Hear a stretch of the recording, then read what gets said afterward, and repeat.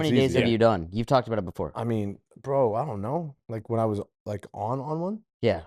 On one? like a lot. Like I went for, yeah, I mean, You told but me. I also 4 or got 5 days but I is also hard. got the president of the United States and introduced the president of the United States. Okay, to no Kyle one's and taking that away from you, all but that, he's and done 4 days. doing that. Okay, so that's, I worked I mean, for at him the at end of that those point. 4 days, Yeah. no doubt he was hallucinating. He was paranoid. Oh no, I stay dialed in. I stay dialed in, and I'm not being. I'm not. I really do. Really? 4 days But no I actually sleep might and be you were hallucinating right fine? now. I'm not joking because it's getting close. We're on day 3 right now, but we're good. Yeah. Not gonna lie. So anyway, so I And it I ended started off putting that him he- to sleep at the same time every night. And then I would bring him outside and make sure that he got sunlight in his eyes every morning, got sunlight on his skin. He touched the surface of the earth. I brought him down to that park every single day. Simple shit like walking barefoot on the surface of the earth, getting sunlight on his skin. I made sure that light came in his eyes at the same time every morning, and he went to bed at the same time every night. I took all the bulbs out of the guest room, replaced them all with red bulbs, put him on something called a PEMF mat, pulse electromagnetic field mat, to calm his nervous system down. And the first time he got reprieve, man, it was like, for me, that's like winning the lottery. Watch it, being there in somebody's dark hour like that, and then watching them see that you gave them a glimmer of hope. Did it end up going away after the 2 weeks? So he's or gone it's from a just- 10 to a 2. So now it's tolerable. And in a few weeks, he'll be from a 2 to a 1. Once we repair the nervous system. And there's no like prescription treatment or nothing like that? Dude, the worst thing was he went to a neurologist. He went to not a functional medicine doctor, went to his primary care, went to a neurologist, and went to a psychiatrist. They put him on SSRIs, antidepressants, antipsychotics, Xanax, sleep medication, just massive amounts of chemicals and pharmaceuticals, which, antidepressants can actually make you have more suicidal ideations. They can actually make you more suicidal. It's a well-known fact. When somebody has something like that and you're putting on antidepressants and heavy narcotics and tranquilizers to mask it, the sound is still there. You're not addressing the issue. The issue is the nervous system's fried, right?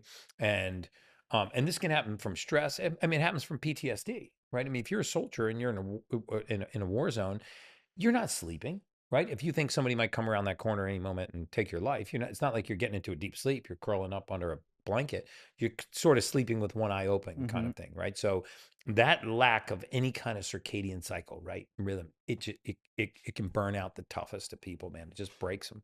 You mentioned Xanax, and what is your overall what's your overall take on Adderall? Adderall's an amphetamine. Right? Yeah, Question is, why are you taking Adderall? And most people are taking Adderall because they have ADD or ADHD. Once in a while, it's fine, but we should sort of define what ADD or ADHD is. It's not an attention deficit at all. It's an attention overload disorder. It's too many windows open at the same time. So people that have ADD or ADHD, they don't lack the ability to pay attention. They lack the ability to pay attention to so many things, right? Because in the human mind, we don't just create thought, right? We break thought down, or else you'd always be in the same mood. You always be thinking the same thing. So what happens? You have a thought, and when you're done with that thought, you break that thought down. If you break thought down at a slower rate than you create a new thought, your mind gets clouded. It's like you're thinking about a job you're working on, and your friend walks up. And so you're thinking about a job, you start talking to your friend. And while you're talking to your friend, you see a logo on his hat, which reminds you of a vacation you want to take. So now you're thinking about a job, talking to your friend, looking at the logo, thinking about a vacation you want to take, all at the same time. So it just makes you think like deeper? It makes you think faster. What right? does the Adderall? Windows are no. Oh. This is so your mind is opening all these windows. So modern medicine comes in and says, well, if the mind's racing, let's put an amphetamine into the body, speed, Adderall, Vyvanse, Ritalin. Let's put an amphetamine into the body to race the central nervous system to match the pace of the mind.